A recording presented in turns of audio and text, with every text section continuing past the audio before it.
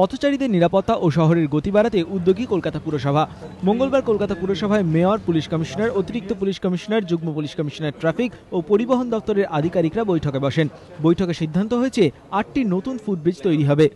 ধর্মতলা মোড়, Dorina crossing, Lalbazar street, Moulali, MG road college street crossing, MG road CR avenue crossing, CR avenue BB Ganguly street crossing, CR avenue Ganeshchandra avenue crossing. প্রতিটি ফুটব্রিজেই escalator থাকবে বলে জানিয়েছেন mayor. আমরা সবগুলোতেই এসকেলেটর লাগিয়ে যারা ফুটব্রিজ করতে রাজি হবেন তবেই আমরা করব। আমরা এমনিভাবে করবার জন্য মানুষের সেই মানসিকতা থাকে না, তারা বিভিন্নভাবে পারাপার অন্যভাবে পারাপার হয় যাতে অ্যাক্সিডেন্ট হবার থাকে। সেই পরিপ্রেক্ষিতে সেরকম ধরনের ফুটওভার ব্রিজ আমরা করব না। এদিনের বৈঠকে সিদ্ধান্ত হয়েছে শহরের গতি বাড়াতে দুটি রাস্তা আরও চওড়া করা হবে। ক্যামাক স্ট্রিট এবং টালিগঞ্জ ট্রাম ডেপো থেকে টালিগঞ্জ রেল স্টেশন পর্যন্ত দেশের প্রাণ শাসমল রোড। এছাড়াও এদিনের বৈঠকে সিদ্ধান্ত হয়েছে রাজাবাজারে তৈরি হবে police outpost.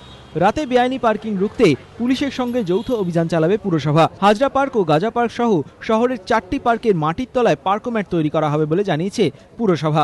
Samit Sengupta, ABP আনন্দ, কলকাতা।